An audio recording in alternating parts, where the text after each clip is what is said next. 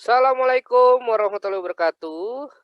Jumpa lagi dalam Pojok Geo Channel, yang pada video kali ini saya akan membahas UM-UGM tahun 2019 ya, kode 644 ya, bagian yang pertama. Nah, bagaimana pembahasan UM-UGM kali ini? Yuk kita bahas aja.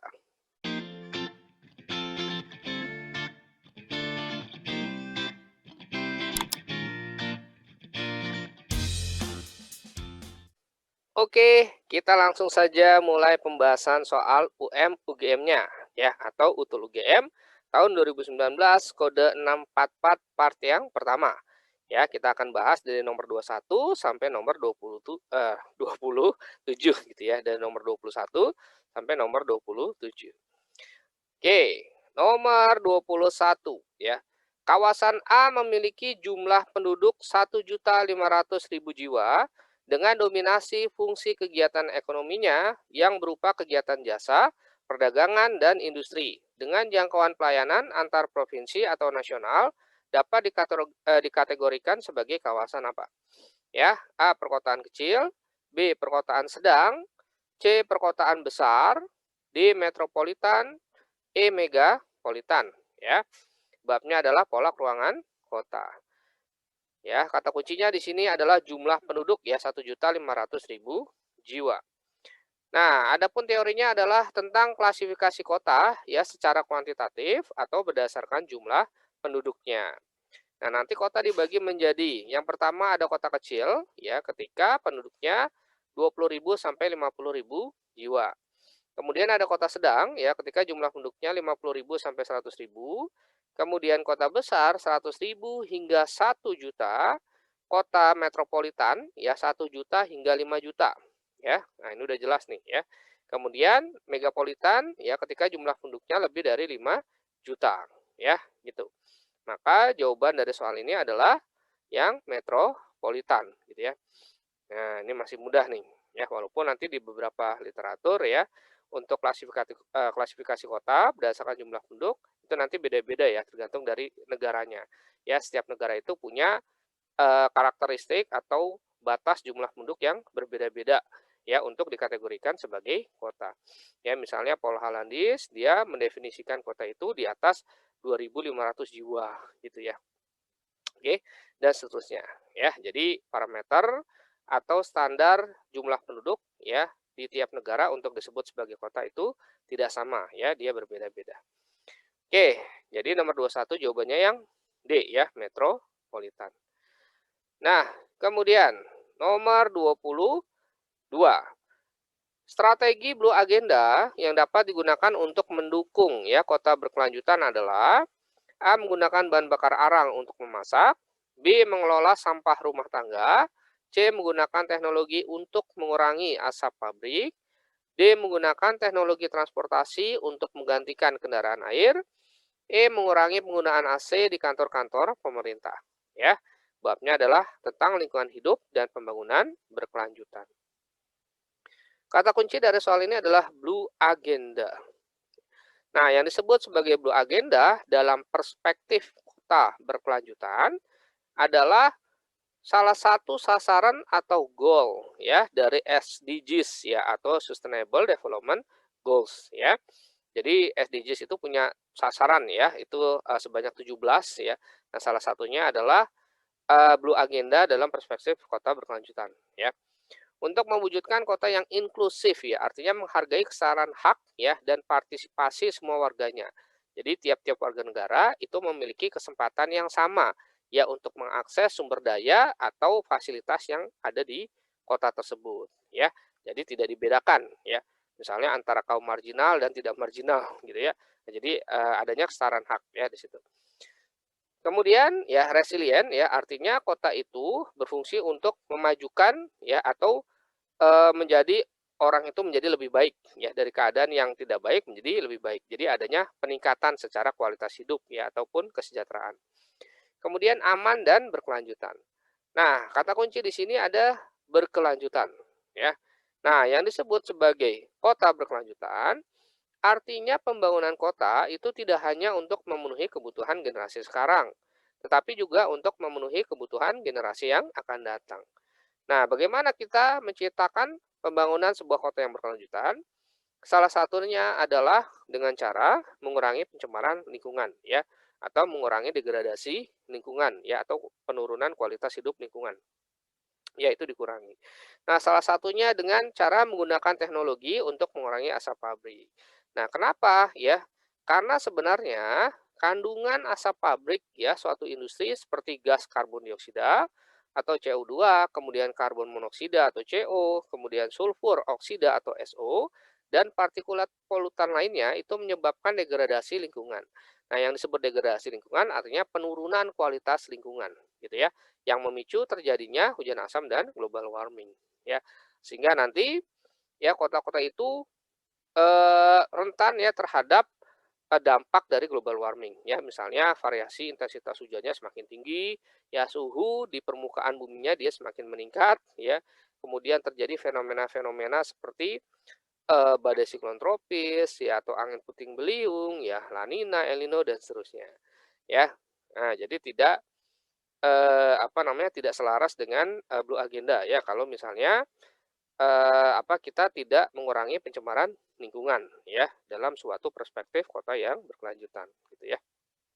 Oke, jadi untuk nomor 22 jawabannya yang C ya. Kemudian nomor 23, konsep Trihita Karana yang diterapkan di Bali dengan makna manusia harus menjaga keharmonisan hubungan antara manusia dengan manusia, manusia dengan Tuhan dan manusia dengan lingkungan alam merupakan perwujudan dari ya A. Local advisory, ya, B. Local possibilism, C. Local wisdom, D. Local fairy tale, E. Local determinism, ya. Nah, ini babnya adalah budaya nasional dan interaksi global gitu ya. Nah, ini sebenarnya nomor 23 ya, konsep Trihita Karana itu ya, itu sebenarnya adalah sebuah local wisdom atau kearifan lokal. Nah, yang disebut sebagai local wisdom atau kearifan lokal adalah cara dan praktek ya yang dikembangkan oleh sekelompok masyarakat ya yang berasal dari pemahaman mendalam mereka akan lingkungan setempat yang terbentuk dari tinggal di tempat tersebut secara turun menurun ya. Jadi yang namanya local wisdom itu hasil dari pengalaman dan pemahaman yang mendalam terhadap sebuah lingkungan ya di mana mereka tinggal yang kemudian diturunkan secara turun temurun gitu ya. Itu namanya local wisdom. Nah, adapun beberapa local wisdom yang ada di Indonesia misalnya ada Subak di Bali ya, sebuah organisasi pertanian ya di Bali. Kemudian Trihita Karana ini juga ya di Bali ya itu, menjaga keharmonisan tadi ya, antara hubungan manusia dengan manusia, manusia dengan Tuhan, maupun manusia dengan alam. Kemudian nyambung gunung ya, sebuah mitigasi bencana longsor ya, berupa pembuatan terasering ya atau sengkedan ya di, daerah Pulau Jawa ya. Kemudian ada Semong ya, ini sebuah bentuk kearifan lokal ya, terhadap mitigasi bencana tsunami ya di Pulau Simelu ya, atau di masyarakat Simelu ya. Waktu kasus, Aceh ya 2004 ya, tsunami Aceh 2004, itu masyarakat Simelu termasuk masyarakat yang terdampak sangat sedikit ya, pada kejadian, bencana tsunami tersebut ya. Kemudian Te Aro Newak Lako ya, ini kearifan lokal di suku, Amungme ya, Papua, di mana, pegunungan Elsberg ya dan Grassberg itu sebagai mama dan papanya ya, Pulau Papua gitu ya. Nah, jadi harus dilindungi ya, gitu. Ya tidak boleh merusak alam. Nah, dan seterusnya gitu ya, banyak sekali local wisdom atau kearifan lokal yang terdapat di Indonesia. Nah, sehingga nomor 23 ini jawabannya adalah yang C ya, local wisdom. Ya, kalau local advisory yaitu saran atau nasihat ya, lokal ya, walaupun ini sebenarnya saya agak meragukan secara textbook ya ada atau tidak. Local possibilism ya, itu maksudnya manusia secara aktif dapat mengurai alam ya. Ini sebenarnya bicara paradigma geografi ya. Cuma ini dikaitkan dengan lokal ya gitu. Kemudian lokal fairy tale ya dongeng gitu, dongeng lokal ya. Kemudian lokal determinism ya, bahwa kebalikan dari posibilisme ya, di mana alamnya itu mengaruhi kehidupan manusia ya. Oke. Kemudian nomor 24 ya. Salah satu fungsi Sistem Informasi Geografis ya atau SIG yang digunakan untuk kebijakan satu peta ya atau KSP ya oleh pemerintah Republik Indonesia adalah A. Pemetaan, B. Pengukuran, C. Pemodelan, D. Pemantauan, E. Pengelolaan. Ya, ini babnya adalah tentang Sistem Informasi Geografis. Nah, kata kunci dari soal ini adalah kebijakan satu peta atau KSP, ya, atau disebut sebagai One Map Policy, ya, kebijakan satu peta. Nah, yang disebut sebagai kebijakan satu peta atau One Map Policy ini adalah kebijakan pemerintah dalam rangka untuk mewujudkan penyelenggaraan informasi geospasial yang terintegrasi, ya, untuk mengurangi tumpang tindih informasi geospasial yang menyebabkan berbagai persoalan tata guna lahan di Indonesia. Ya, jadi poinnya adalah One Map Policy itu yang bikin peta itu harus satu badan doang, ya, yang disebut sebagai Badan Informasi Geospasial, yang nggak boleh badan yang lain gitu ya. Nanti kalau misalnya ada badan yang lain di luar Badan Informasi Geospasial yang membuat sebuah peta atau membuat sebuah informasi geospasial, itu nanti akan menimbulkan tumpang tindih gitu ya antara badan yang satu dengan badan yang lain ya. Nanti kan petanya berbeda misalnya. Nah, itu menimbulkan konflik ya atau persoalan tata guna lahan di Indonesia. Ya. Oke.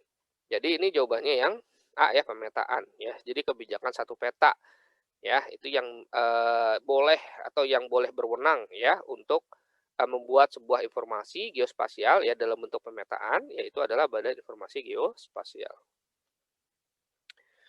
Kemudian nomor 25. Sistem proyeksi peta yang menempatkan sumber cahaya di pusat bumi disebut dengan proyeksi. Ya, sekansial, gnomonis, stereografis, ortografis, atau orografis. Ya, babnya adalah pengetahuan peta. Oke, kata kunci dari soal ini adalah proyeksi peta. Ya, berdasarkan sumber cahaya. Nah, sebenarnya proyeksi sendiri adalah sebuah sistem ya untuk mengkonversi atau mentransformasi ya atau mengubah ya atau memindahkan ya kenampakan bumi dari bidang geoid atau elipsoid ke bidang datar ya. Nah, makanya peta itu sebenarnya gambaran permukaan bumi pada bidang datar. Yang tadinya bumi itu bentuknya 3 dimensi ya elipsoid bentuknya atau geoid ya di mana diameter khatulistiwa itu lebih panjang dibandingkan diameter kutub. Ya, kemudian diubah ya dipindahkan dalam sebuah bidang datar. Nah, itu kan pasti butuh sebuah sistem yang disebut sebagai proyeksi ya untuk mengurangi kesalahan atau distorsi ya ketika memindahkan bentuk muka bumi dari bidang 3 dimensi geoid ke bidang datar yang 2 dimensi ya. Oke. Nah, proyeksi peta sendiri ya itu nanti dibagi macam-macam ya. Nanti bisa dilihat teorinya di pojok geo ya, itu tentang proyeksi peta ya di playlist yang persiapan UTBK ya. Nanti bisa dicari aja yang materinya. Nah, di soal ini, ya yang dibahas adalah proyeksi peta berdasarkan sumber cahaya. Ya, ini sebenarnya soal ini jarang keluar ya di soal-soal PTN gitu ya. Nah, proyeksi peta berdasarkan sumber cahaya nanti dibagi menjadi 3 ya. Ada proyeksi gnomonik ya, ada proyeksi stereografik, ada proyeksi ortografik. Nah, kalau kita lihat di sini, yang disebut sebagai proyeksi geomonik itu ketika sumber cahayanya berasal dari pusat bumi, ya, di tengah ini nih. Ini sumber cahaya, ya. Nah, ya kemudian nanti diproyeksikan, ya, dalam sebuah bidang datar. Jadi umumnya untuk proyeksi geomonik, stereografik maupun ortografik ini biasanya digunakan pada proyeksi azimutal, ya, di mana bidang proyeksinya adalah bidang datar, gitu ya. Misalnya di daerah kutub, gitu ya. Oke. Nah, ini sumber proyeksinya atau sumber cahaya dari sini ya, kemudian diproyeksikan ya ke atas gitu. Nah, ini juga sama ya ke atas. Jadi yang garis-garis ini nanti adalah lintangnya gitu. Ya, lintangnya ya. Nanti dari pusat ya ditarik garis ya ke sana gitu, terus nah nanti ke atas ya. Nah, gitu. Yang diproyeksiin. Nah, nanti ini adalah yang lingkaran-lingkaran ini adalah hasil proyeksinya ya, yang berupa bola bumi tadi ya. Nah, bagian kutub ini nanti kalau ditaruh di atas berarti kutub utara ya, gitu ya. Nanti ini bidang proyeksinya ya atau hasil proyeksinya ya maksudnya gitu. Ya. Oke, itu gnomonik ya, di mana sumber proyeksi itu dari pusat buminya. Sedangkan kalau stereografik itu sumber cahaya itu berasal dari pusat kutub buminya. Nah, ya ingat yang satu pusat bumi, yang satu pusat kutubnya. kalau, ditaruh di sini ya berarti kutub selatan ya sebagai pusat sumber cahayanya, sedangkan kalau nanti ditaruh di atas ya proyeksinya itu, kutub utara nanti ya, gitu. Ya nanti bidangnya ditaruh bawah sini gitu ya. Nah ini berarti kita dari yang, nariknya kutub selatan ya. Nah ini misalnya kutub, utara ya, nah ini tarik. Ya ini bidang proyeksi. Nah nanti hasilnya jadi seperti ini. Ya lebih kecil ya dari ini, ya gitu jarak antara lintang. Jadi yang bulat-bulat ini lintang sebenarnya gitu. Ya nanti yang, garis-garis ini, ya ini adalah bujurnya gitu, ya. Nah, oke. Ya itu adalah stereografik, kemudian kalau ortografik ya sumber cahayanya dari tahingga, ya gitu. Jadi bukan dari pusat, bukan dari, kutub buminya ya, cuma tahingga. Ini nanti dari bawah nih, ditarik. Nah gitu. Ya ini juga bawah tarik lagi, set gitu. Ya semuanya, ya. Nah, baru nanti, dibuat bulat-bulat gini ya, gitu. Pakai jangkar ini nanti ya. Nah, ya hasilnya seperti ini ya. Oke. Nah, itu adalah sistem proyeksi berdasarkan sumber cahayanya, ya. Nah, tadi kata kuncinya kalau gnomonik, ya, ini berarti di pusat bumi ya, maka jawabannya yang B ya. Nah, kalau yang stereografis tadi, dia di pusat kutub bumi ya, di bawah, ya, stereografik. Kemudian kalau yang ortografik, dia berada di sumber cahaya tahingga ya, di bawahnya tahingga gitu. Oke. Nah, sedangkan yang E ini salah, orografis itu artinya curah hujan, ya, jenis hujan ya, orografis.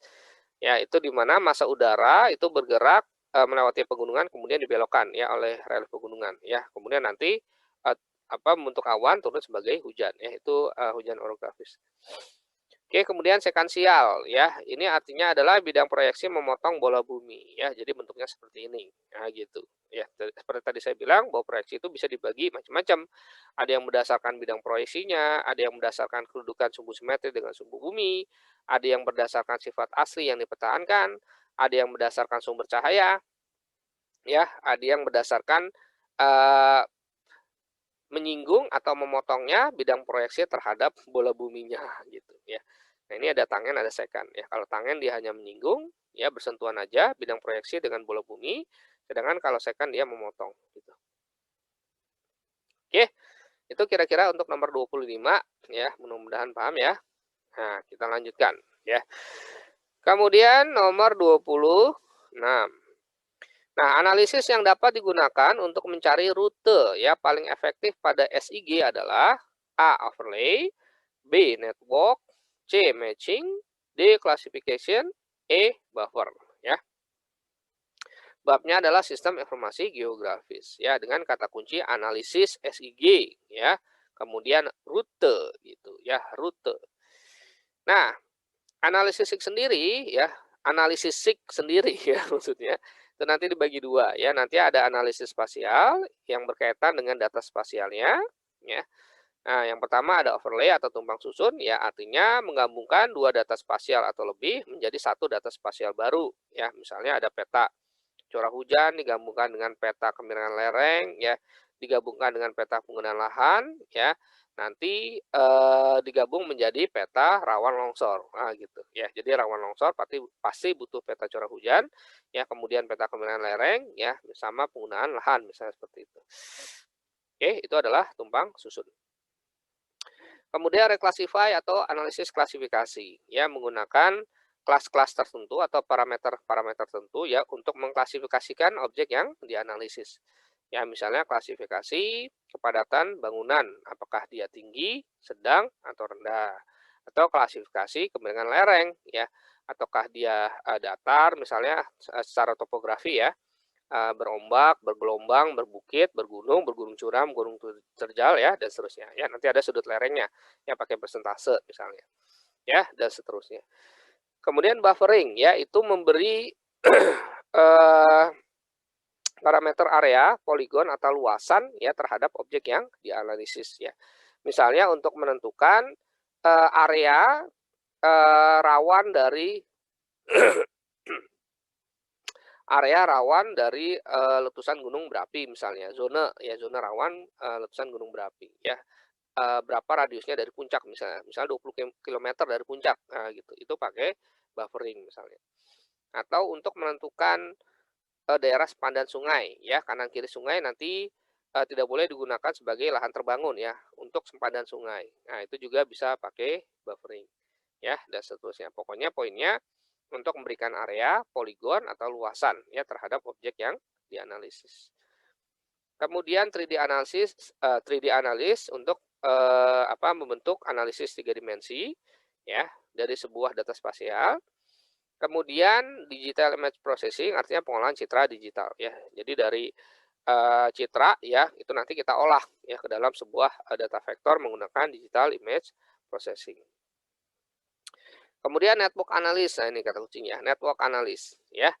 Nah, network analysis itu artinya adalah fungsi ini merujuk pada data spasial atau titik atau poin atau garis-garis atau line sebagai suatu jaringan yang tidak terpisahkan. Jadi gampangnya untuk analisis network itu digunakan untuk semua objek ya yang bentuknya memanjang atau linear. Nah, ya memanjang atau linear. Misalnya apa? Jaringan. Nah, bisa jaringan jalan itu kan dia linear. Atau jaringan komunikasi dia juga linear. Kemudian jaringan drainase itu juga linear gitu ya dan seterusnya. Ya, pokoknya untuk menganalisis objek yang sifatnya memanjang atau linear, ya dia menggunakan analisis network. Ya, rute juga itu juga linear. Ya, maka soal nomor ini sebenarnya jawabannya adalah B ya, network gitu. Ya, nanti yang analisis atributnya ada dua, ada database management system sama analisis query. Gitu. Oke, itu nomor 26 ya, mudah-mudahan bisa dipahami. Kemudian ya, nomor 27. Urutan adaptasi jenis vegetasi mangrove ya dari lingkungan perairan asin ke perairan air tawar adalah A, B, C, D, E ya. Panjang nih ya nama Latin semua nih. Oke, babnya adalah laut dan pesisir ya mengenai ekosistem wilayah pesisir ya, terutama vegetasi mangrove gitu ya. Oke. Ya, urutan adaptasi vegetasi mangrove dari lingkungan perairan asin ke perairan air tawar. Nah, mangrove sendiri atau disebut sebagai hutan mangrove itu merupakan tipe hutan yang khas ya, yang terdapat di sepanjang pantai atau muara sungai yang dipengaruhi oleh pasang surut air laut ya. Nah, hutan ini sering sekali disebut dengan hutan pantai, hutan pasang surut ataupun hutan payau ya. Jadi dia sangat dipengaruhi oleh pasang surut. Makanya dalam beberapa literatur ya vegetasi mangrove itu merupakan vegetasi yang khas ya yang mampu beradaptasi pada perubahan salinitas yang besar ya. Jadi ada pasang ya air dengan salinitas tinggi dia masuk, kemudian ada surut air dengan salinitas rendah dia masuk ya sehingga tercampur. Nah, payau jadinya. Ya, transisi antara air tawar dengan air asin ya itu payau namanya. Oke. Nah, hutan mangrove itu nanti jenisnya ada banyak ya. Ada Nympha fruticans, Bruguera, Sonaracia, Avicenna, Rhizophora ya dan seterusnya ya gitu. Nah, urutan atau zonasi ya, hutan mangrove sendiri dari perairan asin ya, berarti dia yang dekat dengan air laut ya, perairan asin ya, yang dekat dengan air laut ya. Kemudian berangsur-angsur ke daratan ya, ke perairan air tawar. Nah, itu kira-kira seperti ini ya. Ilustrasinya ya, yang pertama ada Avicenna atau api-api ya nyebutnya gitu. Dia merupakan jenis spesies hutan mangrove ya, itu yang mampu beradaptasi pada daerah dengan salinitas yang lebih tinggi ya. Jadi dia poinnya di depan ya, dia sebagai tumbuhan pionir sebenarnya ya. Nah, kemudian nanti di belakang Avicenna ya ada Sonaracia ya, yang secara adaptasi terhadap salinitas ya dia agak kurang ya atau agak rendah ya. Jadi posisinya di belakangnya si Avicennia. Kemudian ada Rhizophora atau yang sering kita sebut sebagai bakau ya gitu. Jadi yang namanya mangrove itu tidak identik dengan bakau ya, tetapi bakau itu salah satu dari spesies mangrove gitu maksudnya ya. Oke. Kemudian ada Bruguera, kemudian yang paling dekat dengan daratan adalah Nympha fruticans ya. Nah, yang termasuk dalam golongan Palmae ya Nympha gitu. Ya, jadi yang lebih mudah kalau dari soal ini kita hafalin saja yang paling ujung ya dekat dengan perairan ya Avicennia dengan yang paling belakang ya dekat dengan daratannya ya yaitu Nympha gitu. Ya, depannya Avicennia, belakangnya Nympha. Ya udah nih ya depannya Avicennia. Oh, ini cuma satu nih. Ya belakangnya Nympha. Ya. Nah, ini jawabannya yang E gitu. Oke. Ya, jadi mudah-mudahan paham sampai sini ya. Oke, kira-kira itu saja yang dapat saya bahas pada video kali ini ya, part yang pertama dari soal UM-UGM 2019 ya, kode 644. Nah, kurang lebihnya mohon maaf, saya akhiri dengan bacaan hamdalah ya, alhamdulillahirabbil alamin, billahi taufiq wal hidayah. Wassalamualaikum warahmatullahi wabarakatuh. Sampai jumpa lagi.